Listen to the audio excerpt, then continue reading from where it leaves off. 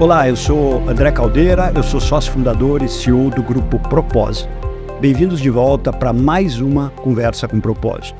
Eu sou um headhunter e também especialista em talentos e governança, então eu tenho alguma experiência com entrevistas. Eu também sou professor do IBGC, nos cursos de formação de conselheiros, nos módulos de pessoas e governança e também em missão do conselho e papel do conselheiro. E sou um eterno aprendiz sobre o tema propósito. Propósito no viés de liderança, de governança, de cases de famílias empresárias, de grandes histórias e de grandes exemplos. A iniciativa Conversas com Propósito traz conversas quinzenais com grandes nomes em formato de podcast, disponível em diversas plataformas, com destaque para o LinkedIn, para o YouTube e para o Spotify. São conversas intimistas que vão além das figuras públicas, buscando conhecer e gerar conexão com grandes nomes e o seu propósito. CEOs, conselheiros, membros de empresas familiares, autores, especialistas, pesquisadores. E a minha convidada de hoje é a pessoa que eu tenho a mais profunda admiração, a Vicky Bloch. Vicky, seja super bem-vinda e mais uma vez muito obrigado por aceitar o meu convite. Nossa, André, eu estou muito feliz de estar aqui com você. Acho que é uma oportunidade boa, rara. Muito obrigada pelo convite. Eu vou fazer uma apresentação aqui, eu fiz minha lição de casa, né? Das informações que eu apurei sobre você. Então, Vitória Cristina Bloch, conhecida como Vicky Bloch, é psicóloga e consultora de altos executivos. Com mais de 40 anos de experiência profissional, atuou na área de RH de empresas como Banco Bandeirantes e Bung, só para citar dois exemplos. Fundou e presidiu por 18 anos a consultoria DBM no Brasil e na América Latina, adquirida em 2012 pela Lee Hecht Harrison. Desde 2006, a Vicky é sócia da consultoria Vicky Bloch Associados, que é uma empresa voltada em coaching para posições C-Level e também uma consultoria para empresas familiares. Ela é professora do curso de formação de conselheiros do IBGC, do programa de consultoria de carreira da FIA e professora convidada da GV. É também colunista do Valor Econômico e da Rádio Bandeirantes. Vicky, eu vou começar com uma curiosidade e já uma pergunta, para a gente esquentar essa nossa conversa. Você foi campeã sul-americana de adestramento e em algum momento eu ouvi que você disse que ali possivelmente nascia a sua relação atenta com o outro. Conta um pouquinho para a gente sobre isso. Nossa, André, você foi fazer lição de casa de verdade, né? Cada história. Até meu nome completo, que ninguém sabe, né? Eu tenho a maior dificuldade quando eu chego nas portarias das empresas clientes. Eles pedem, agora tem aquele QR Code que você tem que colocar o CPF. E se eu puser Vicky Bloch e puser o CPF, ele não me libera. Ele só me libera se eu puser Vitória Cristina. E aí, para eu explicar para a moça lá, que ela tem que falar lá para cima que é Vicky e não Vitória Cristina, que ninguém me conhece. Quando sua mãe ficava brava com você, ela falava Vitória Cristina, não? Nunca. Se alguém me chamar de Vitória na rua, eu não viro a cara. Eu não sei que eu sou Vitória, apesar de que eu acho o nome bonito. Bom, você me provocou na coisa que talvez mais, da minha infância, que mais me emociona, né? Que é essa minha relação com o cavalo, né? Eu comecei a montar cavalo muito cedo, sabe, André? Eu tinha 5 anos, 6 anos de idade, e meu pai me colocou numa escolinha de equitação, que era ao lado do Clube Hípico de Santo Amaro. E aí eu comecei a montar, comecei a ter essa paixão pelo cavalo. Aí o coitado do meu pai ficou enroscado com isso, não dava para voltar para trás. E aí eu comecei a minha vida saltando, mas eu não gostava. E aí descobri o adestramento. Nesta relação do cavaleiro no adestramento, é que eu acho que eu tive o meu primeiro aprendizado de fazer junto com o outro, né? É uma relação íntima, é uma relação de confiança. Olha que coisa incrível, né? O cavalo ele aprende a confiar em você e aprende a gostar de você. Você sabe que um cavalo que você monta sempre que gosta de você. Se você cair embaixo da pata dele, ele não pisa em você. Ele dá um jeito de tirar a pata, né? Então, essa relação com o cavalo me trouxe a primeira consciência de que, mesmo sendo um esporte que parece ser sozinho, individual, ele é com o outro, né? E aprendi disciplina, aprendi confiar no animal, aprendi a equipe, porque eu fui campeã sul-americana de adestramento de equipe, né? Então, essa relação foi para a vida. Muito interessante. E sabe, Vicky, quando eu ouvi você contando essa história num outro material, eu me preparando para esse nosso bate-papo, isso me impactou muito, porque a minha avó, mãe da minha mãe, foi a primeira amazona do Paraná, e minha mãe praticou hipismo durante muitos anos.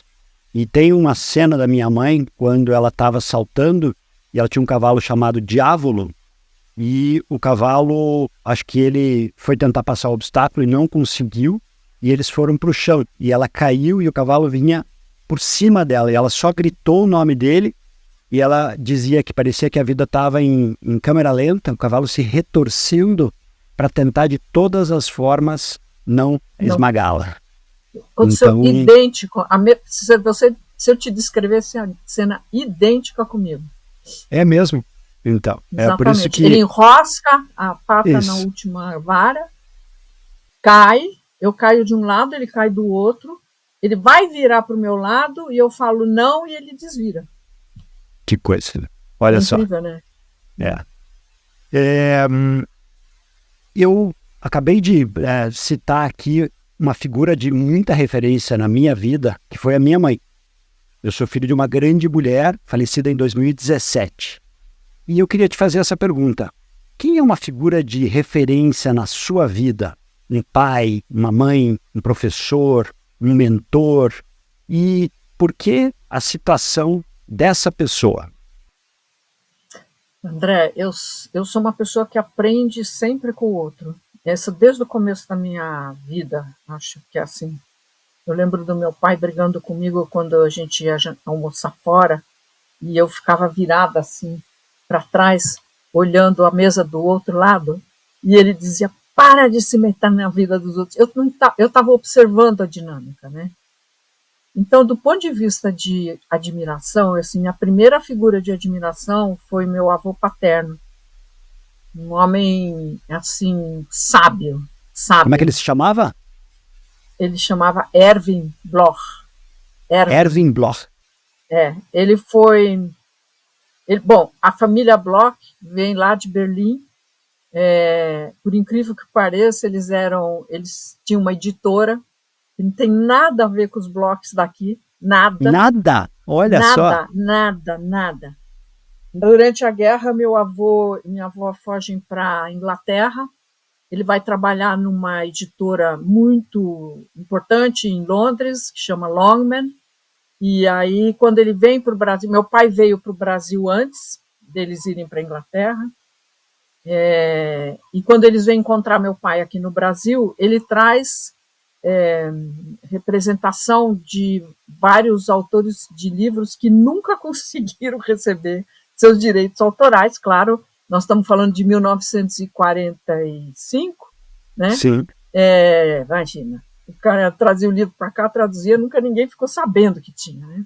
Então ele vem com isso, e o meu avô, num determinado momento, eu já era nascida, acho que já tinha, eu fui nesse evento em que a rainha reconhece, ele tem uma medalha que chama OBE, Order of the British Empire, por representar a cultura inglesa aqui no Brasil, né? Sensacional.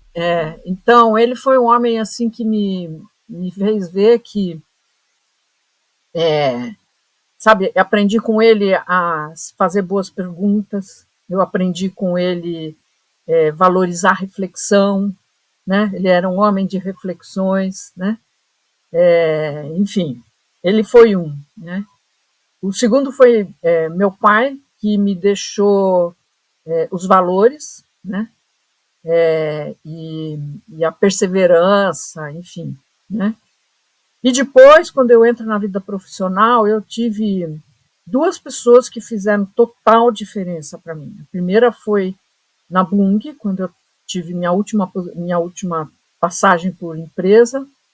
Eu tive um chefe que ele vai ouvir isso de novo, ele vai dizer, de novo você está falando isso?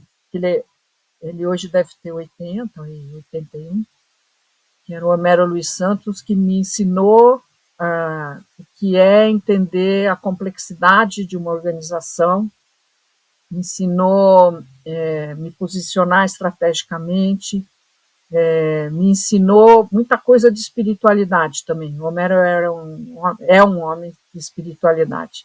Então ele foi uma inspiração para mim. Eu fiz a grande virada da minha vida profissional com ele.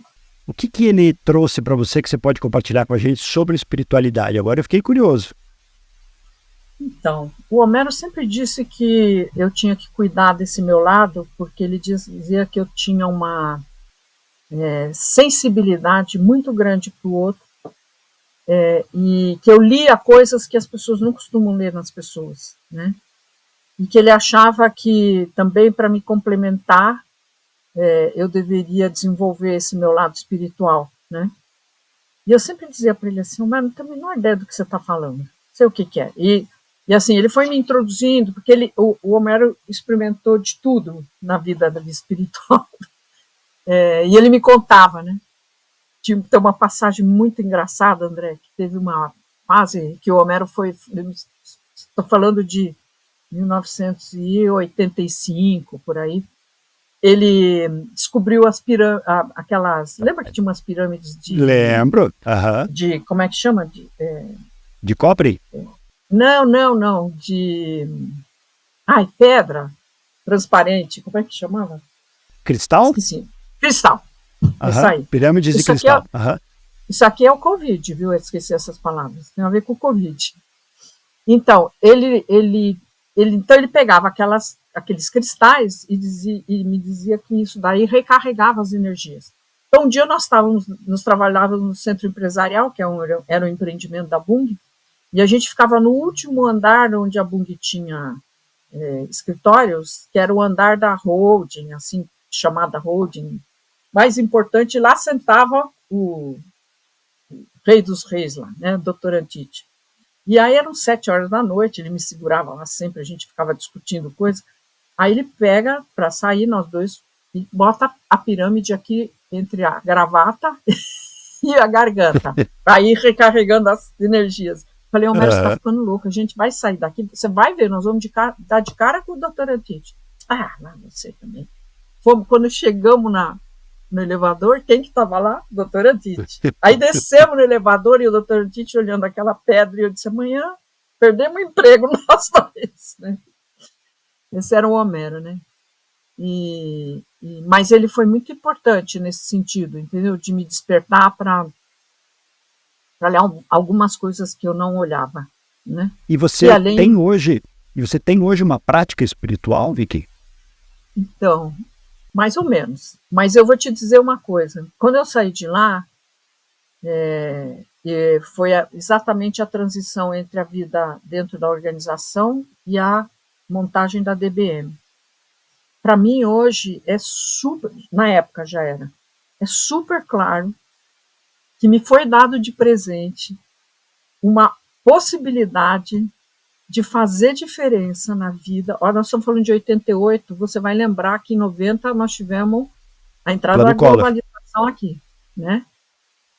A quantidade de gente que foi posta na rua, entre 90 e 95, a gente tinha 15 milhões de pessoas desempregadas. E eu participei, pense em qualquer coisa que aconteceu naquela fase, que o Brasil, além da globalização, teve a reforma do Estado, as privatizações, etc. Eu tive presente em todas essas coisas. Eu tenho certeza que Deus pôs na minha mão essa DBM, entendeu? Eu não tenho nenhuma dúvida, porque a gente deu nó em pingo d'água aqui, sabe, André? Eu tenho, assim, uma lembrança, assim, assim, fico emocionada cada vez que eu falo deste pedaço da minha vida, né? O exercício da minha espiritualidade naquela época foi muito forte, muito forte. Você já vai me falar da terceira pessoa que você iria mencionar, que eu acho que eu sei quem é. Mas eu tenho que puxar uma frase que também, na minha preparação, você, em algum momento, você disse que você acredita que nada é por acaso. Exatamente. E você sabe que o livro que eu li, que me fez criar a propósito, é um livro chamado Sincronicidade, do Joseph Jaworski. Não sei se você já leu esse livro, mas esse é um livro muito bonito. Eu escolhi o livro para te contar que eu li, é esse o livro que fez a diferença. Sincronicity. Não. Tô Sério? Então. 2. Já vou aproveitar e dizer 2. Tá. O Synchronicity fez uma virada na minha vida. Na minha também. E o Servant Leadership do Greenleaf. Sim, do Greenleaf. Ele é um cara que fez ele desenvolveu essa teoria de liderança para aplicar em professores. O negócio dele era criar em professores essa consciência da liderança servil, né? E depois os seguidores dele usaram em organização. Mas esses dois juntos foram super importantes na minha vida, esses dois livros. Olha que bacana. Coincidência. Nossa, não é coincidência, é sincronicidade. É isso. Eu não acredito em coincidência, eu acredito em sincronicidade. Que bacana, Vicky. E o terceiro exemplo de mentor? Então, esse é o Cabreira, né? Então, eu conheci o Cabreira em 84. Ele, o Panelli e o Mota, eles prestavam serviço para mim na Bung, né? E aí conheci ele e ele me convidou para dar aula na GV com ele. E eu fui. Aliás, eu dei aula desde que eu saí da faculdade. Que é uma das coisas que eu acho que as pessoas precisam prestar atenção, né? Que é você participar em igualdade de condição com o outro da troca, do crescimento, da possibilidade de compartilhar as coisas que se aprende, né? Mas eu aprendi de verdade isso com ele, porque, na verdade, ele me levou para a GV e ele disse assim, nós vamos fazer o seguinte, você vai dar aula para o GV PEC, 60% da aula eu dou 40%. E no de direção de recursos humanos eu dou 60% e você dá 40%. Falei, legal, feito. Aí mandaram embora uma professora lá deste grupo aí, e eu nunca dei aula junto com ele, porque me deram essa matéria para eu dar aula. Mas foi o Cabreira que me apresentou a possibilidade de fazer aquilo que eu queria fazer quando eu saí da Bung. Eu falava que eu queria fazer counseling. Imagina, em 87, o Brasil nunca falou nisso. E ele dizia, mas então o que você vai fazer se não tem counseling? Eu falei assim, o que eu vou fazer talvez é o que você faz, porque, afinal de contas, search é uma coisa que me põe em contato com as pessoas, com o indivíduo, e com a estratégia da organização. E esse encontro eu sei fazer, eu gosto de fazer, eu gosto de ouvir história, né? E aí ele falou, então, deixa eu te contar. E aí eles estavam sendo procurados para representar a DBM no Brasil. E eles não podiam porque tinha um conflito ético entre fazer search e outplacement ao mesmo tempo. E aí eles me convidaram para tocar a empresa. Eu falava assim, não vou ficar fazendo currículo para os outros, que era o que a gente conhecia, né? Ele falou, não, você vai lá e vai ver. Eu fui lá e fiquei quase louca. Lá chamava Outplacement Counseling. E a cúpula da organização era PhD em psicologia. Assim, aí, quando eu olho para o método, eu falei assim, meu Deus do céu. Eu ganhei um presente, né, André? Criança em parque de diversões, né, Vicky? Aí, tudo bem, montamos lá a empresa, enfim, os clientes deles fizeram com a gente um licensee agreement, né, que era um tipo de franquia, né? E aí eu monto o escritório, tudo, eles tinham convidado uma pessoa para ser sócia deles. E eu ia ser a técnica do processo, né? E essa pessoa, eu vou te contar quem é, porque também essa gente que aparece na minha vida, entendeu? Ele ele estava se aposentando pela Ford, Diogo Clemente, e ia ser o CEO da DBM, no Brasil. E aí acontece a Auto Latina.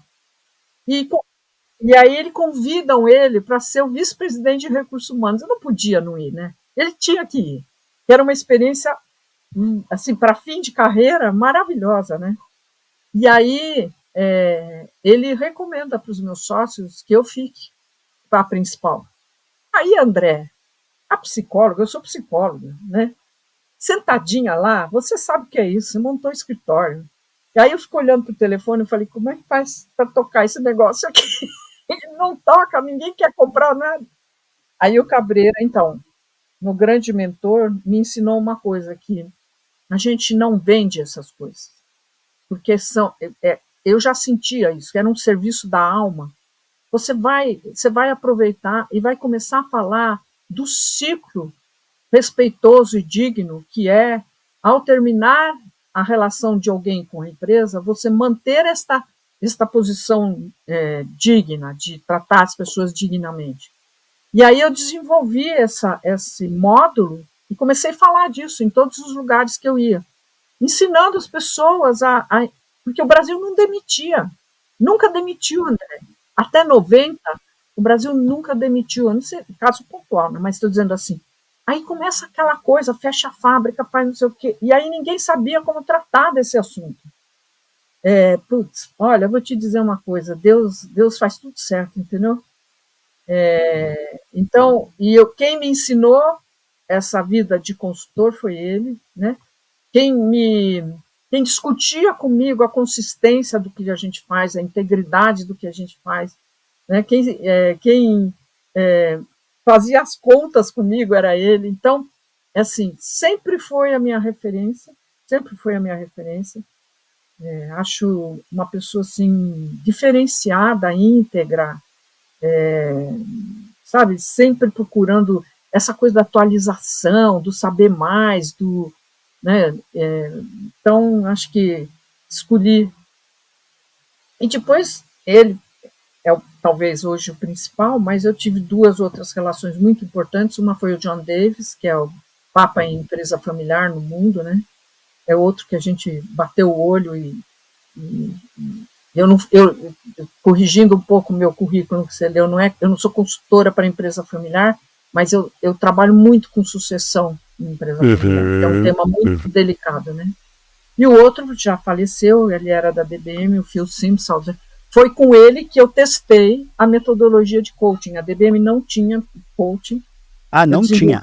Não, eu desenvolvi aqui no Brasil junto com o João Mendes, foi meu professor na faculdade, foi meu parceiro na DBM, hoje é meu parceiro na Wikiblock Associado. E a metodologia a gente desenvolveu no Brasil, eles usaram depois, mas foi também um cara, esse Phil Simpson era ele que me apresentou para o Greenleaf, ele que me apresentou para o Jaworski, entendeu? Olha só. É assim, a vida é recheada da gente admirar pessoas, né, André? Muito, muito. E eu vou pegar esse teu gancho, vou contar uma história aqui que eu não sei se você vai se lembrar ou se você tem consciência. Nós estávamos juntos no dia, acho que era um programa de capacitação lá dos instrutores do IBGC, e aí você estava sentado no fundo da sala, acho que você fazendo ali a tua dupla com o Cabreira, e eu cheguei para você e falei assim, Vicky, aonde que eu posso fazer uma boa formação em coaching, que eu estou sendo demandado pelos meus clientes, e eu não tenho a formação. E os clientes estavam mais interessados no repertório, e aí eu não queria fazer um cursinho de fim de semana, porque hoje em qualquer lugar você faz qualquer coisa de, 4, 6 horas e se auto-intitula. Então tem um desgaste, né, do próprio termo coaching, né? E eu gosto até mais do counseling mesmo, como você usou. E aí você me deu duas sugestões de programas aqui no Brasil. E aí eu voltei para o lugar onde eu estava sentado e pensei, essa pergunta é errada. Aí voltei para você e perguntei, Vicky, aonde você fez a sua formação? Aí você fez, eu fiz em Colômbia. Aí eu pensei comigo, então é lá que eu vou fazer. E fui fazer. Então, eu vou te dizer uma coisa. Na verdade, eu não fiz a minha formação. Olha, eu acho importante eu contar isso aí, porque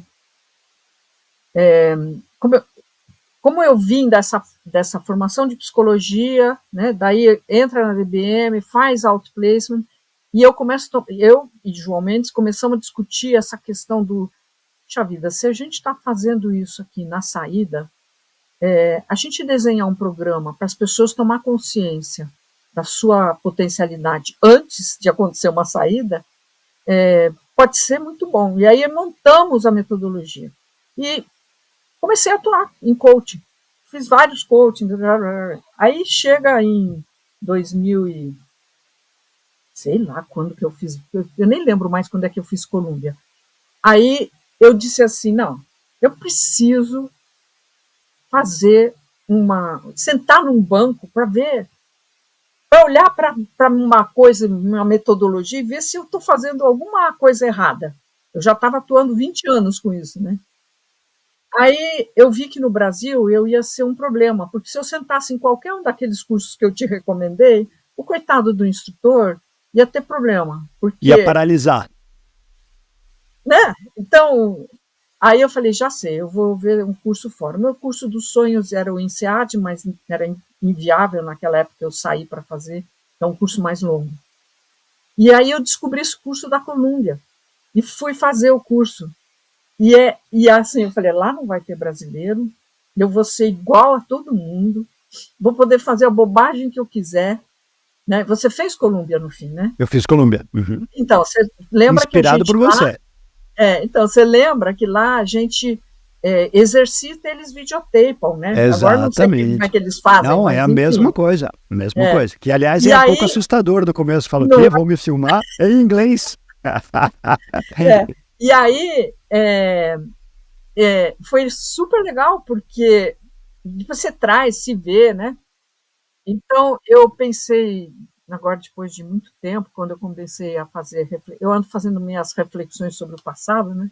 Falei assim, você tem que ser humilde, né, André? Você não pode sempre achar que você já aprendeu tudo, que você já sabe tudo, né? Sentar num banco depois de 20 anos de exercício, né, para poder se permitir aprender de novo, né?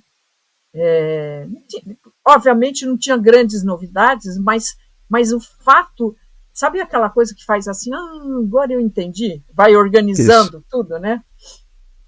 Eu acho então, que é um privilégio, né? Foi assim que eu fui parar na Colômbia, entendeu? Acho que é um privilégio, em qualquer fase da vida, você poder sentar e se colocar na postura de aprendiz, né, Vicky? Porque a gente vê muito isso nas lideranças das empresas, a síndrome do super-homem, da Mulher Maravilha, que não existem. Né? Não. E aí... E é bom, né? É divertido também. Muito bom, muito bom, muito bom. E no IBGC, como é que começou a tua jornada como professora? Caramba, através do Cabreira, né? Ele dava o curso... Na verdade é o seguinte, eu vou te contar, não é um segredo, mas é uma coisa que ninguém sabe, assim... Eu e o Guilherme Dale fomos patrocinadores da existência do IBGC. A gente patrocinava, no começo era um grupo de 10, sei lá, que almoçavam juntos, sei lá, uma vez por semestre, assim, mas era uma pouca... E a Spencer e a DBM pagavam esses almoços, entendeu? Então eu me envolvi com o IBGC muito cedo. Mas, Nossa, não sabia disso. Na verdade, assim, dar aula... Eu fui dar depois, quando o Cabreira assumiu o módulo do Guilherme Dale, num determinado momento, ele falou, você quer vir participar junto comigo, fazer um pedaço da aula? Aí eu falei, quero. E aí eu fui, e ao mesmo tempo eu estava ajudando o IBGC nessa montagem da metodologia de mentoria, que hoje o curso chama PEDEC, mas antes ele não chamava PEDEC, já tinha uma ou duas, 3 turmas que chamaram outra coisa, e eles me pediram para montar a metodologia da mentoria. Então eu me envolvi com o IBGC dessa forma, entendeu?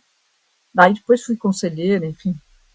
E foi nessa época que você começou a atuar por sucessão em empresas familiares? Como é que surgiu foi isso? Antes. Isso surgiu também. Nada é por acaso, André. Nada é por acaso.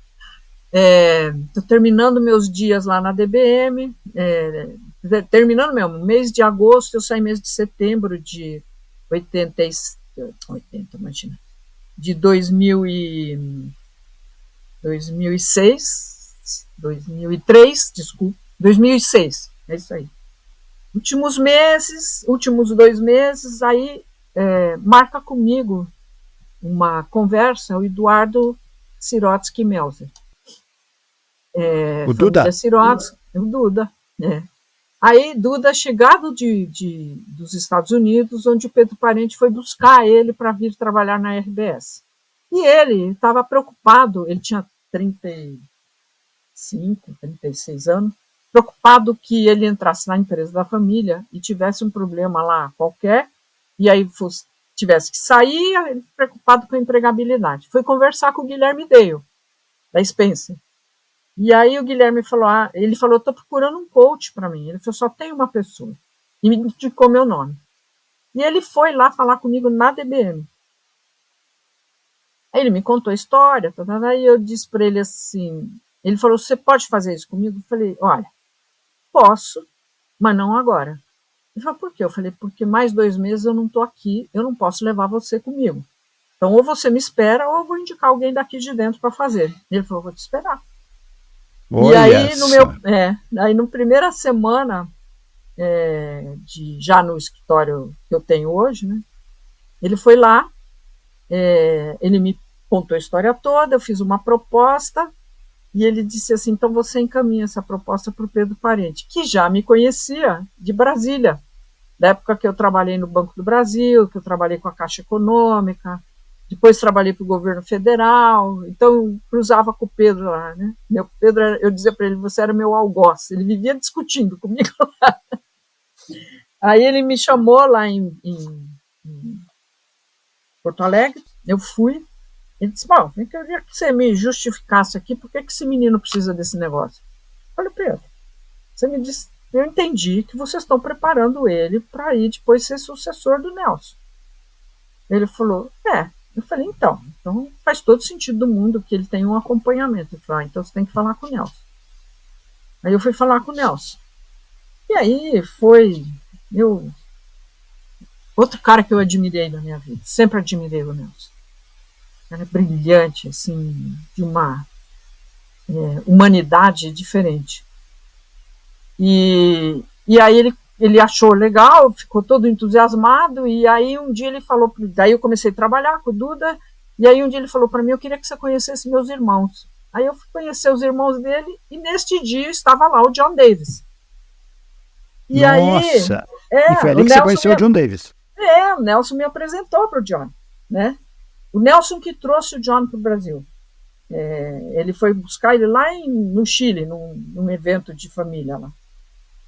E aí, o John conversando comigo, e aí o Nelson falou, olha, você não acha que você devia, falou pro John, vocês deviam trabalhar juntos, afinal de contas ela não está cuidando do Duda? Bom, resumo da ópera. Ficamos 11 anos juntos lá na RBS, fizemos várias coisas lá, desde formação da governança, da família, eu preparei terceira geração, mas o John, logo na sequência, me convidou, eu fui 2 anos monitora do curso dele lá em Harvard, aquele curso de uma semana que ele dá para as famílias. Então, no fim do dia, de cada dia, as famílias se reúnem, elas discutem o que elas aprenderam durante o dia dentro do núcleo delas. E eu ficava com as famílias brasileiras, entendeu? Que bacana, Vicky, sensacional. É assim que eu conheci John Davis. Você falou agora há pouco que você tem refletido muito, né, sobre a tua vida. Eu acho que a maturidade traz isso pra gente, né? Eu também me pego refletindo muito e querendo aprender mais. E eu queria que você compartilhasse com a gente uma lição valiosa da sua vida, alguma coisa que você ressaltaria como importante e que está com você até hoje.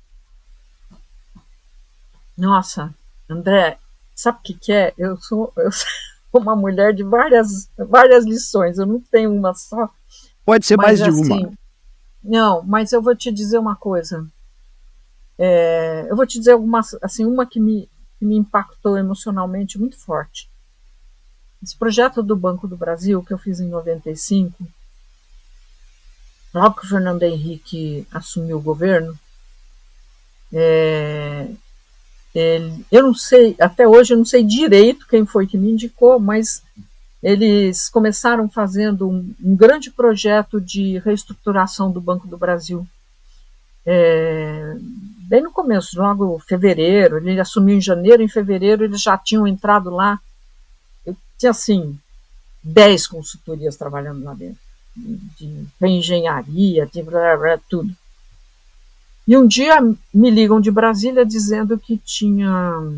O diretor do Banco do Brasil de Recursos Humanos estava vindo a São Paulo na semana seguinte, que iria encontrar comigo.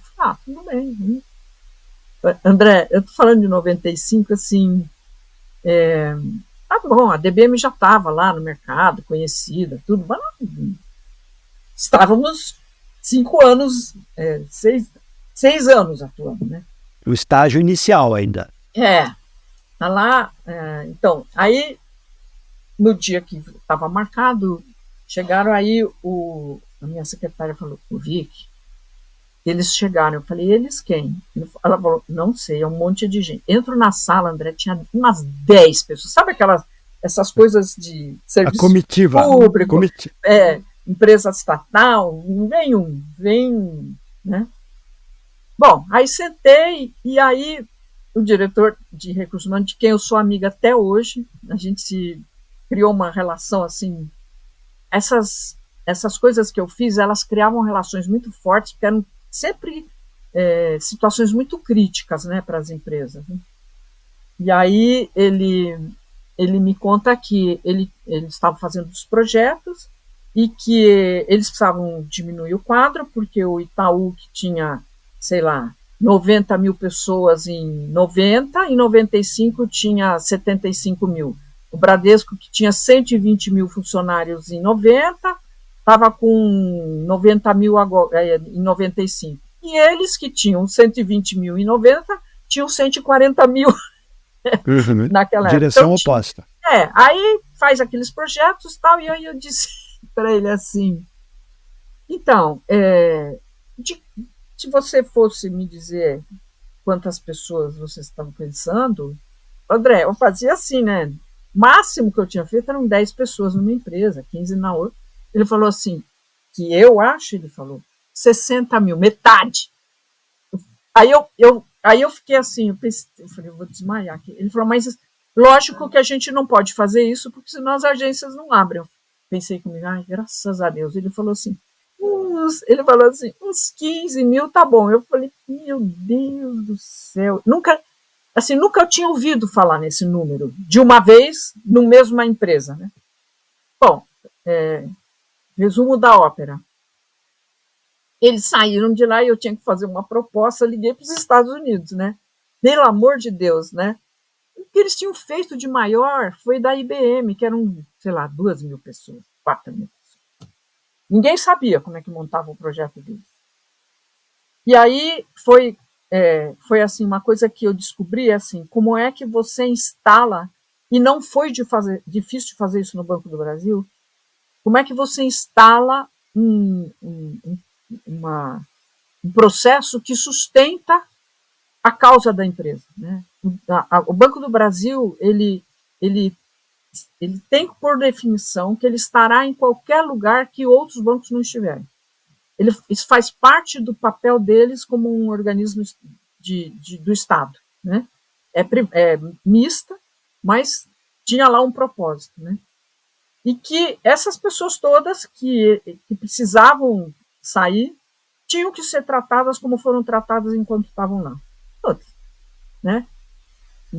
Nadei de braçada. Né? Agora, André, pense o seguinte, em 95 não tinha computador, não tinha computador, internet, mas não tinha...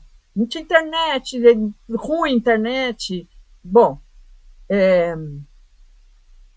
nós assim, eu montei a lógica do programa todo, eu defini um conceito que não tinha no Brasil, que chamava público-alvo, que era a gente definir quem era o público para você não perder as pessoas que você não queria perder.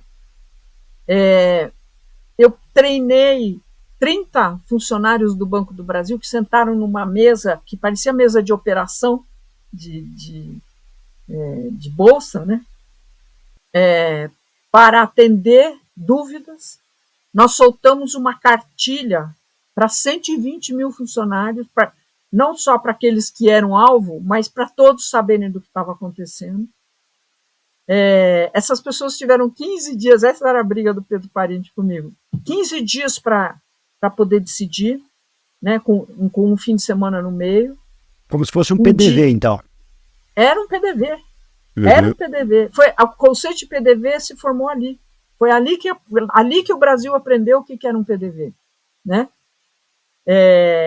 E um dia eu vou com o presidente do banco no andar que estava essa mesa de operação, e nós entramos ali, André do céu, aquela gente ajudando os coleguinhas, você não acredita o que era aquilo, André. Assim, nós monitorávamos, a pessoa aderia, tinha um cara que aderia de manhã, aderia à noite e desaderia de manhã. Aderia à noite, desaderia de manhã. Aí nós chamamos o cara. Depois da quinta vez eu mandei chamar o cara. Ele bebia com os amigos, se convencia de que era bom ele aderir. Chegava em casa, a mulher dele dava um esfrega nele, ele voltava e desaderia. Sabe, aquela coisa de você pegar o indivíduo e ajudar ele a entender. No meio, o público-alvo era de 50 mil pessoas. No meio dos 50 mil, a gente pensava, sabe, André? Então, assim, eu te conto isso assim, eu tenho certeza que eu participei de um momento muito importante da história do país. Um dia o Banco do Brasil, eles não me deixaram escrever o livro, eu tenho o livro pronto. Porque foi uma coisa inacreditável aquilo ali. E pegando então um gancho nesse caso que você relata, que eu imagino a magnitude e o aprendizado, o que é importante numa demissão humanizada, na tua opinião? Eu vou te dizer uma coisa que depois a gente pode até tentar operacionalizar, mas é assim, eu acho que a primeira é você olhar o outro que vai ser atingido como teu semelhante e perguntar o que você gostaria que fosse feito com você e num momento como esse. Eu sempre fazia esse exercício com os Se era uma demissão, nesse caso 15 mil, eu dizia assim, o que você gostaria, como você gostaria de ser tratado nessa hora? Essa é a primeira questão básica para um processo como esse.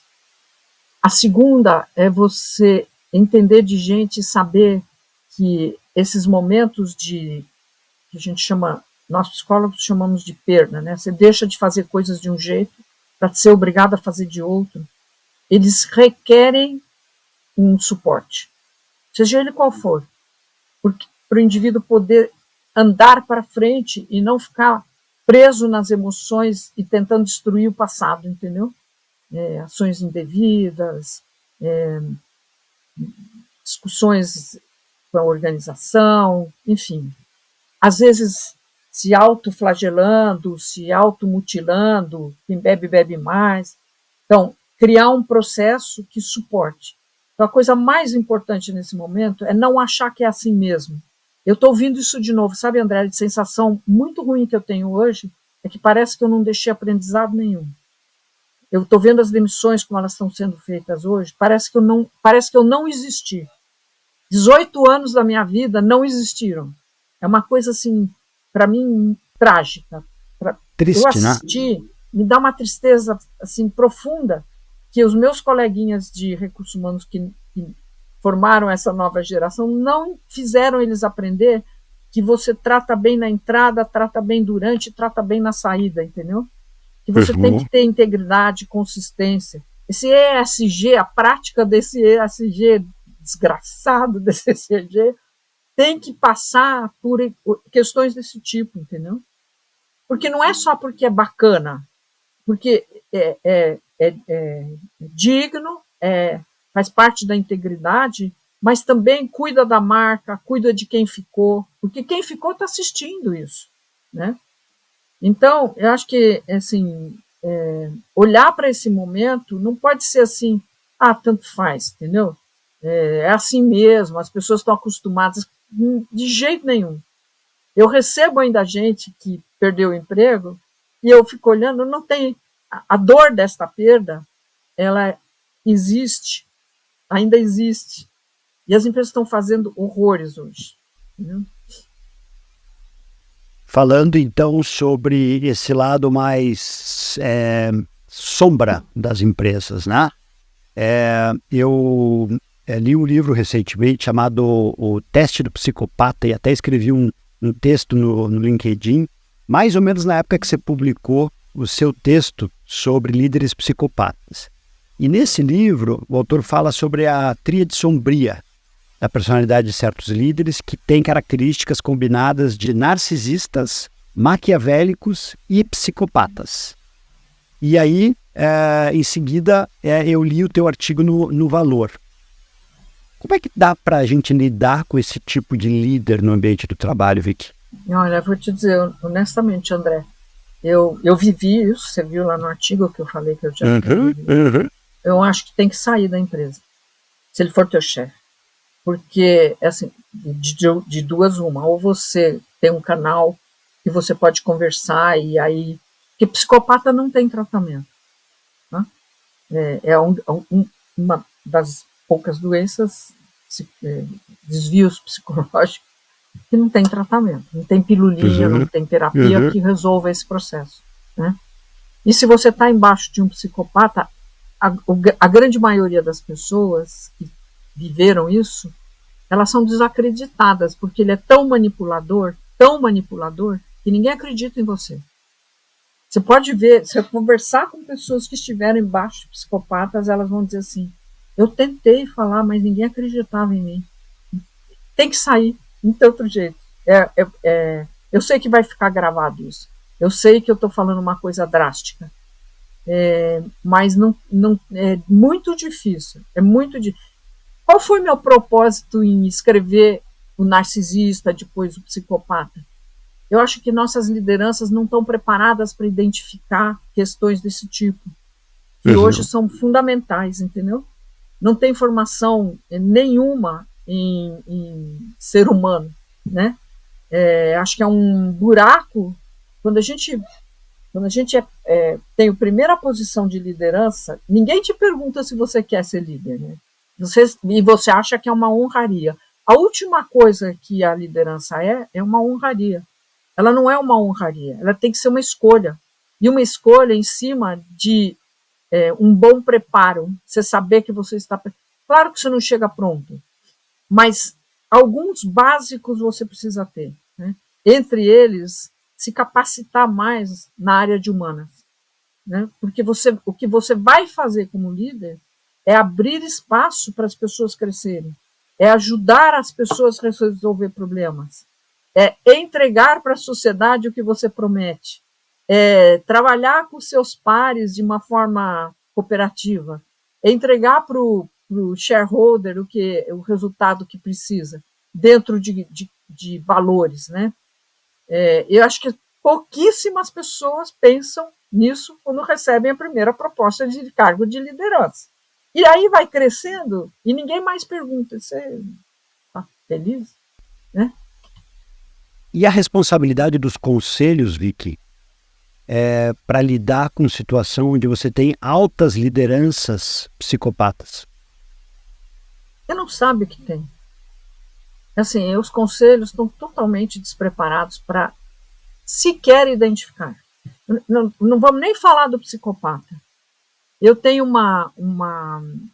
eu venho falando disso algumas vezes, as pessoas ficam me olhando, mas eu digo assim, se você olha o teu comitê de risco, compliance, etc., olha para você ver qual deles avalia a sanidade, eu vou usar essa palavra, a sanidade das lideranças para poder tomar decisão.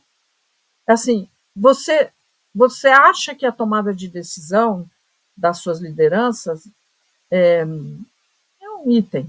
Eu estou dizendo assim, se o indivíduo tiver com burnout, se o indivíduo, por exemplo, se o indivíduo teve um infarto, as pessoas que às vezes têm esse tipo de evento na sua vida ficam mais retraídas, com mais dificuldade de enfrentar situações mais drásticas, elas se protegem mais, porque viveu uma experiência difícil.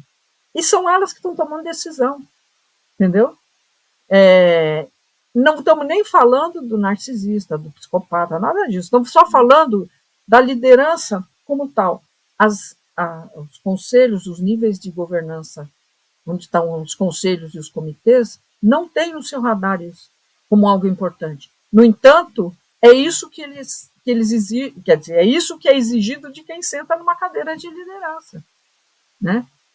E ao longo desses últimos anos, principalmente depois da pandemia, você acha que o tema pessoas passou a ocupar uma importância maior na pauta dos conselhos?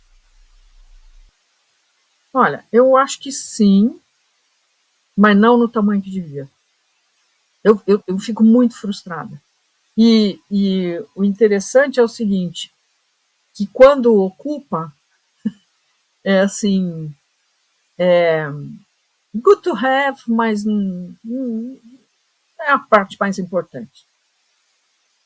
Talvez, talvez não, eu te afirmo que nas empresas familiares é diferente. Porque eles sabem o valor do profissional que está com ele. Entendeu? Ele sabe que é importante essa relação de confiança. Ele sabe que ele não vive sem a relação de confiança, né? Então, você abrir conversas desse tipo é mais fácil do que em outros lugares. Uma corporation faz parte da pauta e o comitê de pessoas tem lá a sua pauta recorrente, mas assim, na profundidade disso que eu estou te falando, por exemplo, de ter uma real avaliação da capacidade que o indivíduo está de tomar decisão, por exemplo, né, de como ele cuida da cultura. Quantas empresas você conhece que o curto prazo comeu a empresa? E que foi responsabilidade do CEO, que era um curto prazista, por exemplo, né? Às vezes é o conselho, às vezes não é o CEO, né? E ainda a gente vê essa discussão de possibilidade de oferta de remuneração variável para os conselheiros. Aí você imagina o que pode acontecer com isso, né? Se o conselho estiver enviesado para o curto prazo, onde a gente vai parar? Eu acho que a gente está progredindo um pouco nisso, né? Você não acha? Dessa discussão? Eu acho que sim, mas você veja a última pesquisa do IBGC, eu dei aula ontem, então estou com o número fresco na cabeça, 79,8% dos conselheiros com remuneração somente fixa, mas tem 20% que estão recebendo variável. E aí eu pergunto, como é que está sendo a postura, a conduta dessa turma que tem o variável? Como é que você equilibra, né? Quem é que vai monitorar esse olhar que pode enviesar para o curto prazo, né? Tem um desafio aí, você não acha? Eu acho um risco enorme, né? Mas, então, essas discussões sobre pessoas, né? Porque são pessoas, né? Nós estamos falando de pessoas que se enviesam. Não é eu acho interessante quando a gente vai numa reunião em que as pessoas falam assim, a gente precisa fazer não sei o quê porque nós tivemos um desvio. Aí eu pergunto assim, quantas pessoas desviaram? Né? Aí fica contando, tem 3. Aí você bota todo mundo na sala para falar de um tema que é 3. Né? Então, eu acho que assim, acho perigoso, né? Vamos dizer assim, as discussões, como elas são conduzidas. A gente precisa ter muito discernimento, né? Para não deixar enviesar e depois você ter um desastre, né? Não precisamos citar exemplos aqui, mas temos desastres, né? De curto prazo, Sabe o que é isso? Ganância. Eu já escrevi um artigo sobre ganância, entendeu? Ganância mata o ser humano. Sempre precisa um pouco. André, para que precisa mais? Às vezes eu olho para a pessoa e falo assim, mas para quê? Já deu para o filho, para o neto, para todo mundo. Né? Para quê? Síndrome do né? tio Patinhas, né, Vicky? Né? Eu fico triste, É. mas... E se a gente olha para a dinâmica do mercado de capitais, resultados trimestrais, aí você entra nessa máquina, nessa esteira, que é um perigo, né? Mudando um pouquinho a direção dessa conversa, e eu vou recuperar o que você citou ali, a liderança servidora do Greenleaf, né? O que você acha que são características importantes de um bom líder, de uma boa líder nos tempos de hoje em dia, onde mudança é talvez a única certeza que a gente tem, né? Eu acho que a primeira característica importante quando eu olho para um CEO é saber se ele tem consciência da cidadania. Assim, para mim, a primeira coisa que uma pessoa precisa ter é a consciência de que ela serve a uma sociedade, através da organização que ela está, ou através do grupo que ela está, mas ela está servindo a uma sociedade, né? Por exemplo, eu sempre falo o seguinte: se você compra um negócio desse aqui e ele quebra, nunca mais você fala com uma pessoa. E atrás disso tem um CEO que diz que ia vender isso aqui para você e isso ia funcionar. Ou um cara comercial, entendeu? Então, eu acho que assim, você não pode sentar numa cadeira de liderança e achar que você não é responsável por aquilo que você impacta, né? Acho que a segunda coisa que eu acho importante para a liderança é este lado do genuíno interesse nas pessoas, porque liderança é um ato de promover pessoas, de criar condições para pessoas, de abrir espaço para de avaliar pessoas, né? Tem aquela frase do Rancharan, não sei se você conhece, que diz: se você acha que você é um líder voltado para pessoas, dá uma olhada na sua agenda e vê quanto dos seus slots de agenda estão dedicados para as pessoas. É isso mesmo. Eu adoro o Han. A outra coisa que eu acho que precisa para ser líder é curiosidade pelo outro, curiosidade pela vida, curiosidade por eventos novos, curiosidade. Curiosidade, para mim, é assim, aquilo que te permite estar atento a um âmbito maior do que aquela cadeirinha que te deram, né? Então, esse olhar curioso da vida e do ser humano, eu acho que é muito importante. Eu acho que ser realista, né, é outra característica fundamental, no sentido de que você precisa unir essas coisas todas com entregas, né? Tem que ter entrega, né? A entrega não pode ser qualquer entrega, né? E nem a qualquer custo, mas tem que ter entrega. Você está ali por algum objetivo, seja ele maior porque você é CEO, ou seja porque você está sentado no conselho. O conselho, às vezes, é aquele lugar onde as pessoas acham que ele vai lá, visita, discute e vai embora, né? Parece que ele não tem uma conexão direta com aquele negócio. Nossa, é fundamental que você entenda essas partes, né, que se conectam. Essa conexão. Então, essa aí é uma coisa que a liderança precisa ter, entender as conexões das partes, né? Seja com teus pares, com teus diretos, enfim, com o cliente, né? Então, acho que essas características são fundamentais. E a última, mas não a menos, né? É assim, a gente precisa entender também que a gente é um pequeno ciclo de um processo maior, né? Não vamos voltar ao tema de espiritualidade, mas eu estou falando aqui o seguinte: eu assisti isso muito com líderes de empresas familiares, né? Que têm dificuldade de se desatachar para o outro, né? Para os que vem na fila. Encarar a finitude, né? Mas mais, André, mais a finitude também, mas mais do que isso é que a vida é feita de ciclos. Então você abre e fecha ciclos e que você está inserido num ciclo maior, entendeu? Quando ele saca isso, que ele tem a possibilidade de abrir um outro ciclo de outro jeito, e ele é capaz de fazer essa passagem, eu acho que ele ficou mais líder. Se tem uma coisa que a gente chama de mais líder, ele ficou mais líder para mim. Entendeu? Muito bom, muito bom. Falando em conselhos, qual foi o pior conselho que você já recebeu na sua vida? André, eu acho que o pior conselho que eu recebi na minha vida é falar assim, para de se envolver. Sabe como é que é? O cara, você está lá contando uma coisa, com toda a emoção que eu sempre conto, eu sou uma pessoa emocionada, a pessoa fala assim para mim, para de se envolver. Ah, não. Menos. Não fala isso. Menos. Não fala isso para mim. É o pior conselho que eu recebi na minha vida. Não foi uma vez, foram várias. E obviamente você não ouviu, né? Claro. Senão você não estaria me entrevistando. Nem pensar.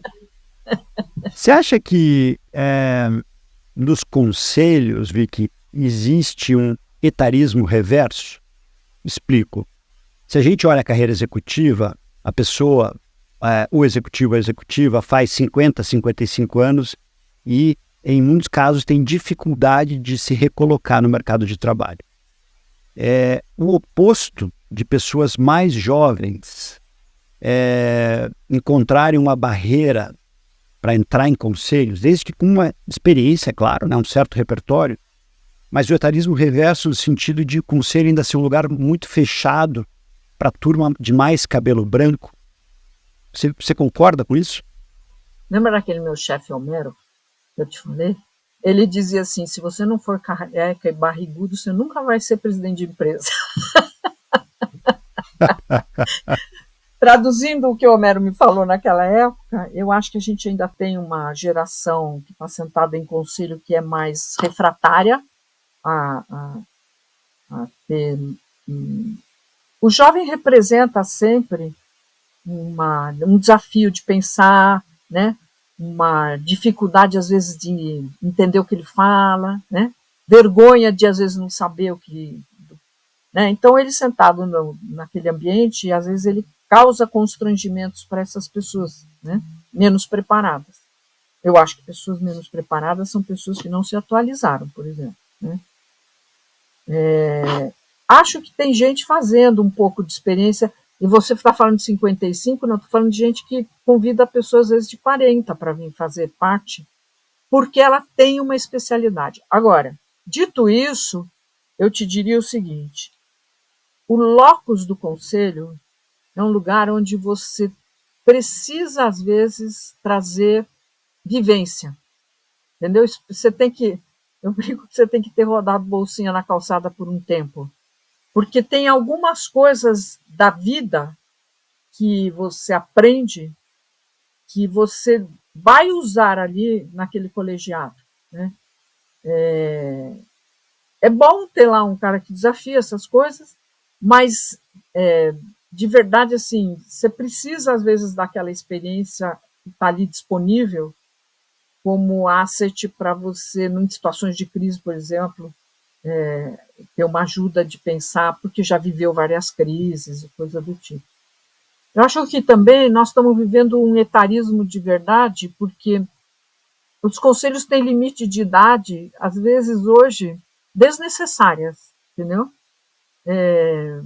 70, 75, nossa, eu estou vendo gente de 80, lépida e saltitante, pronta para dar amor, entendeu? Super atualizada, e que a gente está criando problemas por causa dessa idade limite. Né? No meu ponto de vista, aliás, eu nunca gostei de idade limite para nada, eu acho que a gente tem que avaliar as pessoas, aí sim é um processo individualizado, entendeu? Sabe que você... o indivíduo. Você falando sobre isso, eu me lembrei, tem um podcast maravilhoso, não sei se você conhece, chamado Wiser Than Me, que é apresentado pela Julia Louis-Dreyfus, a Elaine do Seinfeld. E ela entrevista mulheres com 70, 75, 80, e um dos episódios mais recentes que eu ouvi, ela entrevista a Isabel Allende, aquela autora que já vendeu 27 milhões de livros. A Casa dos Espíritos, por exemplo, é um clássico. Minha filha chama Clara, inspirada naquilo, né? Na obra da Isabel. E ela casada novamente, perdeu a filha e tal. E aí no final, a Julia faz a pergunta para ela: e você transa com seu marido? Sim, mas para transar com ele, eu preciso comer uma balinha acho que é blueberry com maconha. Que daí os meus personagens dos livros vão embora e eu consigo estar concentrada. Eu achei tão bacana, porque é aquela coisa de o amor para dar e a juventude, que é da alma, né? Da alma. Só que eu, É da alma. só que eu acho que a gente precisa dessa experiência com atualização, para não ficar aquela coisa exatamente. reminiscente, né? O que me Exatamente. leva para um gancho da diversidade. Qual que é a tua visão sobre a realidade da diversidade em posições de alta liderança e conselho? E aí vamos fazer uma expansão do conceito aqui. A gente pode estar falando de idade, a gente pode estar falando de gênero, de orientação sexual, de raça, de origem social, de geografia, para citar alguns exemplos. Qual que é a tua visão em relação a isso? Você acha que está melhorando, está amadurecendo esse tema? Então, André, eu acho que, assim, primeiro eu quero te dizer, assim, a vida inteira eu achei que ter o diverso junto é bom, né? Não, talvez se você me perguntasse atrás, mesmo na DBM, assim, diversidade, não é que eu pensei ter diversidade, assim, era natural eu ter uma convivência com, por exemplo, estilos diferentes, jeitos de enxergar a vida diferente. No meu time tinha homens e mulheres, enfim, né? O que eu acho que eu queria, assim, separar duas coisas. A primeira, eu acho que a gente está sendo mais inclusivo, que eu acho que é super importante, super, né? Então, a inclusão, para mim, é uma coisa que eu valorizo muito. Mas, dito isso, eu tenho muita preocupação com o modismo, porque essa história da diversidade está fazendo exclusão em algumas situações, entendeu? Em que sentido? Ou tem que ter no conselho X número de pessoas assim. E aí, o coitado que não é aquele X, pena para conseguir entrar num conselho. E às vezes aquele conselho não precisa daquilo. Não precisa significar assim, não é o momento, não é o perfil, não é o. Né? Então, a minha dúvida é só que a gente começa a ficar exagerado para o outro lado, no sentido do incluir, excluindo. Né? Eu acho que vocês, homens, vão sofrer muito com isso, bastante ainda. Não sofreram nem metade do que vocês vão sofrer ainda. Né? Eu sou total a favor do diverso. Né? Mas a gente saber identificar o que é que aquela organização, aquela instituição está precisando naquele momento. O diverso para aquele momento. Não é o diverso pelo diverso. É o diverso para aquele, sei lá, aquele momento de transformação, ou para aquele momento de mercado, ou para aquele momento por exemplo, da empresa está indo mal e precisar fazer uma turnaround. Enfim, eu acho que a gente precisa voltar a olhar essas duas coisas. Você que é um headhunter sabe do que eu estou falando. Né? Quer dizer, você, se não for numa empresa e a empresa disser, eu preciso de, sei lá, 5 mulheres no board, eu não tenho, você não vai perguntar antes, mas você precisa por quê? Qual é o objetivo de ter? Né? Porque pode não ser. Né? Muito bom. E você acha que tem diferença entre liderar numa posição de gestão e liderar no conselho? Ou seja, Completamente diferente. Né, o papel de um CEO, de uma CEO e um presidente ou uma presidente do conselho? Quais são essas Completamente diferenças? diferente. A principal é que o CEO ele tem poder de decisão sozinho, se ele quiser. Quer dizer, obviamente que não é a melhor prática, você deveria, né, fomentar o colegiado, mas a decisão final e responsabilidade é dele. No conselho, não. O chairman, o presidente do conselho, é um par inter partes. Ele é um coordenador daquele grupo. Ali é um colegiado puro. Isso sim se chama colegiado, né? Ele não tem o poder decisório. Ele tem o poder nos votos, né? Mas num processo normal de discussão, ele é um par inter partes. Se você pudesse voltar no tempo, naquele momento onde o Cabreira te apresentou a possibilidade do que viria a ser a DBM no Brasil, e você pudesse sentar na frente daquela Vicky, o que você diria para ela hoje?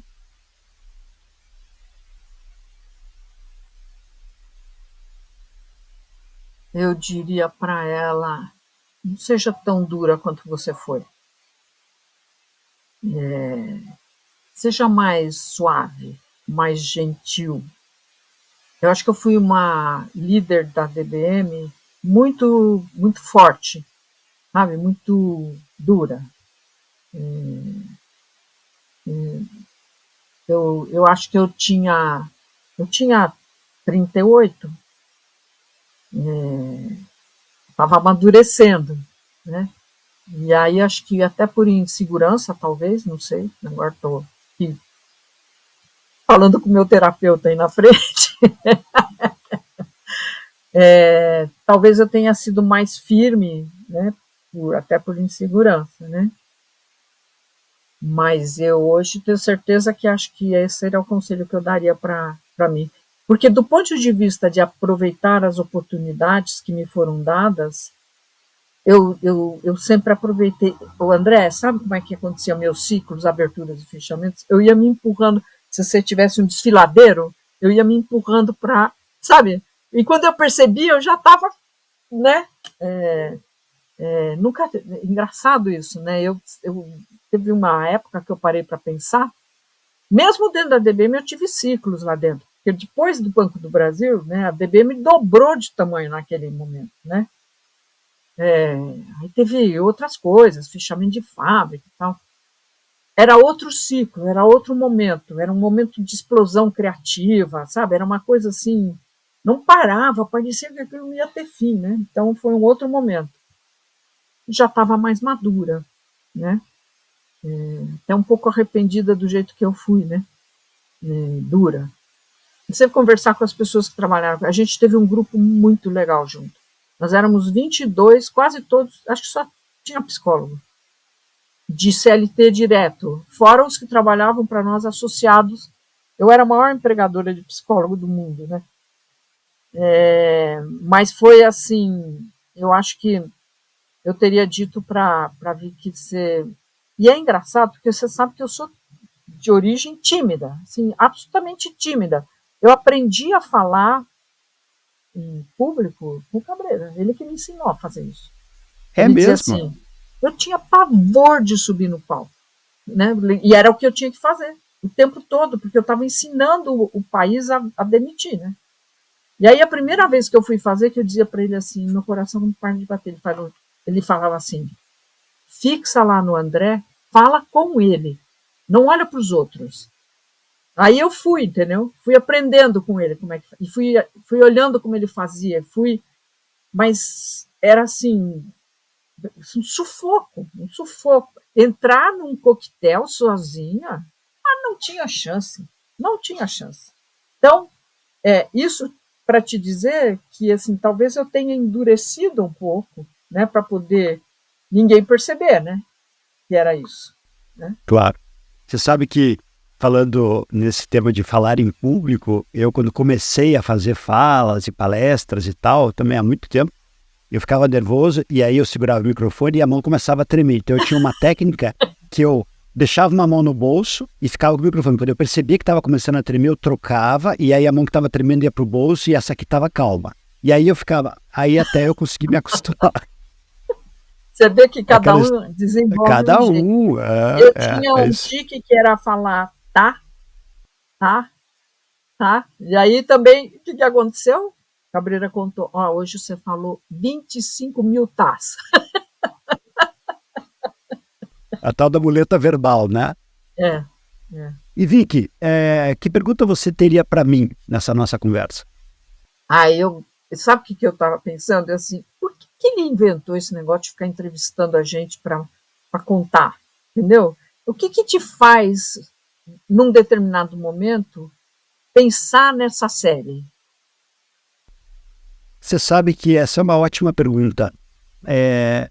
Quando estourou a pandemia, ali no começo de 2020, a minha empresa, assim como várias outras, criaram as lives, que era a forma de a gente ver serviço, se conectar, estava todo mundo preso em casa e tal. No final daquele ano 2020, ninguém aguentava mais live, nem a gente, abandonamos isso. E eu tenho uma jornada minha, assim, de conversar com muita gente, entrevistar muita gente, e aí, por conta do IBGC, das aulas, você vai conhecendo pessoas que são absolutamente impactantes, e você é uma delas. Estou dizendo isso não porque estou conversando com você, mas eu te convidei por conta disso. E aí eu pensei, puxa vida, as empresas, as pessoas, os profissionais, a sociedade estão precisando de mais luz, de mais inspiração. Então, eu vou me colocar no lugar de um entrevistador, chamando pessoas que eu admiro para tentar ecoar mais luz. O primeiro episódio desse novo momento foi com o Di Michele, o Alexandre, que nós dois estamos fazendo junto, né? Você, repetentes com orgulho, né? Você fez a primeira tour, ele está de novo, e eu fiz a segunda tour, e estamos de novo lá no programa Lideranças Virtuosas dele. E eu vejo que pessoas que têm vontade de aprender, vontade de ecoar conhecimento, de trocar experiências e que são verdadeiramente inspiradas por grandes histórias, precisam ser ouvidas. Essa palavra, esse exemplo, essa atitude precisa ser propagada. Então, é isso. Eu quero ser um trampolim para trazer mais luz, porque eu acho que a gente está precisando disso. Eu acho de uma contribuição inestimável, sabe, André? Porque eu fico pensando naquilo que eu te disse, da minha tristeza em relação ao tema de demissão, né? Não é que eu falei muito, escrevi muito, fui entrevistada muito, né? Mas eu continuo achando que é sempre pouco, né? Porque se você dá a chance para os outros se expressarem, né, você guarda preciosidades, né? Você traz para fora preciosidades, né? Eu assisto as coisas que você faz, e assim como eu assisto. Você sabe que eu, ultimamente, nos últimos anos, a coisa que eu mais gosto de ler é vida de gente que fez. Independente do fato de eu gostar da pessoa, não, mas eu sou uma privilegiada porque eu ouço história de vida de pessoas há mais de 40 anos, que é uma coisa assim, que me enriquece, que me faz pensar também na minha vida, enfim. E gosto de ler, então, coisas de gente que fez, né? Não sei se você leu, por exemplo, o livro do Roberto Tivica, você leu? Não li, A não li. história. É bom? André do céu, leia. Primeiro porque eu o conheci, aquele livro é ele, mas quem escreveu, eu esqueci agora o nome, é um jornalista da Veja, que ele e o Roberto escolheu, e ele estava escrevendo o livro antes de morrer com ele, e ele morreu, dizem, por erro médico, e esse cara acabou terminando o livro, conheci, enfim. O livro é uma preciosidade. Esse homem fez, assim, presença nesse país, política, na época da ditadura, coisas maravilhosas. Então você vai lendo, gente que faz, te inspira, né? Sem dúvida, sem dúvida. Então, acho que isso aí que você está fazendo, não pare, sabe, André? Porque Não, as pessoas... e você provoca a gente a pensar também. Sabe? Por isso que eu exatamente. fiquei interessada em saber da onde que você veio com isso, porque são provocações assim importantes. Aliás, eu esqueci de contar para você de um livro que eu amo de paixão, Qual é? que também chama O Arroz de Palma. Né? Você sabe que esse livro, Vicky, eu dei de presente para todos os nossos clientes no ano passado, e aí a Então, gente eu fez um dou para todas as pacote. empresas familiares, eu dou. Sério, foi esse livro junto com o livro do Di Michele, Governança, o Essencial para Líderes, porque eu queria um livro profissional e um livro pessoal. E esse livro é maravilhoso. E por que esse livro é tão especial para você? Porque ele fala do transmitir o legado. Entendeu? O arroz era o legado da família, os valores, né? Tinha uma história. Essas coisas que as pessoas hoje muitas vezes não param para pensar, ou pensa só quando está mais velho, aí lembra, né? Mas é assim, talvez porque eu seja filha de imigrante, né? Essa coisa muito forte para mim, que essa história do honrar. Meu pai dizia assim: você honre esse país onde você está, porque esse país me acolheu e esse país sabe receber pessoas. Então, eu tinha o maior orgulho de trabalhar, né? Trabalhei lá no tempo do Fernando Henrique, que era uma delícia. Você ia para lá, eu achava que o país ia dar certo, sabe? E tenho muito orgulho de ser brasileira. Eu não fiz meu passaporte alemão, nem meu passaporte austríaco. Minha mãe era austríaca, né? Mas eu tenho maior. Então, eu acho que essas coisas do legado, dos valores, do vai juntando e vai guardando o arrozinho e vai passando, né? Não vamos nem contar para os outros que não leram o livro o que tem dentro do livro, mas eu acho É que precisa verdade, que ler. é maravilhoso. É. Então eu vou pegar esse gancho e vou te perguntar, qual que vai ser o teu legado? Pelo que você quer ser lembrada? Quando você não estiver mais aqui, você espera que as pessoas digam: a Vicky foi uma pessoa que... Que foi uma pessoa que me ajudou a ser mais consciente do meu papel na sociedade. Eu hoje estou dedicada a isso, sabe, André? Quer dizer, já desde que eu me formei, eu sempre fui uma estudiosa da psicologia social e toda a minha formação se deveu a um grupo de psicólogos sociais que também acreditavam no país e queriam fazer diferença. A DBM foi, como eu te disse, eu ganhei um presente, né? E a gente, essas pessoas que a gente marcou, eu e todos os consultores que trabalharam comigo, sempre voltam para a gente. É incrível, André. Às vezes eu estou na rua e a pessoa me para e fala: Vi, você não vai lembrar de mim. Não sabe o que aquele teu pessoal fez para mim naquela época. Ah, você fez isso. Ou falam para mim que eu fiz. E hoje eu sabia que eu não conseguia montar uma nova empresa como a DBM, porque eu sabia o quanto você precisa de energia emocional e física para fazer isso. E fazer esse trabalho que a gente fazia era muito desgastante do ponto de vista emocional, né? Então eu falei: não, eu vou me dedicar às lideranças, ao C-Level, porque se de tudo que eu fizer sobrar meia dúzia de lideranças que se fiquem mais conscientes desse papel, eles já vão atingir lá não sei quantas mil pessoas que trabalham com eles e tal. Então, assim, esse é o que eu faço, esse é o que eu acredito que é o meu propósito, né? Por exemplo, eu só estou em conselhos hoje pro bono em instituições, fundações, terceiro setor, enfim, né? Sento hoje lá no conselho do AC Camargo, que eu tenho o maior orgulho no Instituto Mojimirim, de uma família que cuida de crianças, no contraturno da escola de crianças que moram em situações de muito risco e tal. Através da arte, cria uma autoestima dessas crianças, né? O guarda-chuva é o circo, mas tem literatura, tem música, tem isso aqui. Você chora lá toda vez que você vai. E no Instituto Superação, que prepara professores de educação física, treinadores de basquete, para, através do basquete, começar a desenvolver, e a escola pública, desenvolver cidadãos que sejam capazes de competir, de trabalhar em grupo, né? Então, essas coisas hoje que me movem, entendeu? E aí eu acho que, assim, se um dia alguém achar isso, né, que estiver lembrando de mim, que eu fiz uma diferença na consciência dela, eu vou ficar bem feliz. Vou ficar bem Que feliz. bacana.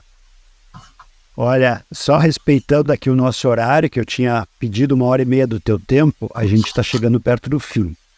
E eu queria pedir para você deixar uma mensagem final, uma frase, um trecho de algum livro, uma poesia, alguma coisa que seria uma mensagem para você finalizar essa nossa conversa com propósito, que certamente teve muito propósito. Eu escolhi uma frase, mas antes eu queria dizer que cada vez que eu faço esse tipo de coisa, primeiro me emociono, né? Segundo, eu fico pensando assim, Se eu tivesse uma varetinha assim, pudesse fazer plim-plim, né? Mudar alguma coisa, eu queria muito que as pessoas voltassem a achar que o outro é seu semelhante, sabe? Acho que é o que está acontecendo hoje, tanto no mundo organizacional quanto no mundo em geral, mas é que a gente olha para o outro e acha que ele não vale nada, né? É capaz de dar um tiro na cabeça da pessoa. Como é que pode um ser humano matar outro? Dificilmente vê isso no mundo animal, né? Semelhante. Né? Então, eu acho que assim, eu vou continuar trabalhando para deixar as lideranças mais conscientes de que a gente precisa instalar um novo software na cabeça das pessoas desse ponto de vista. Né? E aí eu escolhi uma frase do Machado de Assis. Eu gosto de olhos que sorriem e silêncios que se declaram. Nossa, que coisa mais linda, Nick. Agora sou eu que me emociono, porque eu também sou. Eu sou chorão e a sogra fala que eu choro chique, porque eu interrompo a voz, mas eu tenho esse lado bastante aberto. Linda frase, linda frase. Não é? Gosto de olhos que sorriem, assim, esse olho, quando eu olho, por isso que para mim o presencial é vital, sabe? O virtual para mim é um meio, mas eu quero ver, eu quero pegar na pessoa, né? Mas porque eu quero olhar no olho dela, né? Então, esses olhos que sorriem, né? E aqueles silêncios que, né? Que declaram, que não precisa falar, né? Você sabe o que é, né? Olha, super obrigado. Acho que não podia ter melhor conclusão para essa conversa. Passou voando e eu agradeço muito pelo teu tempo, muito pela tua abertura, pela tua generosidade. Você inspira a mim e a muitas e muitas pessoas. Tenho certeza que esse legado é um legado lindo e que vai ser um legado muito longevo, porque a gente vai ter você por muitos e muitos anos aí. Você é ativa, tá cheia de ideias, cheia de opinião, e eu acho que a gente quer muito isso, a gente precisa muito disso. Eu também, André, queria agradecer de novo, tá? Muito obrigada por me dar esse espaço, essa possibilidade da gente estar mais junto também, né? A gente nunca teve essa chance de ter uma conversa pública tão íntima, né? Então, não é? É uma conversa íntima, mas para um monte de gente que vai assistir.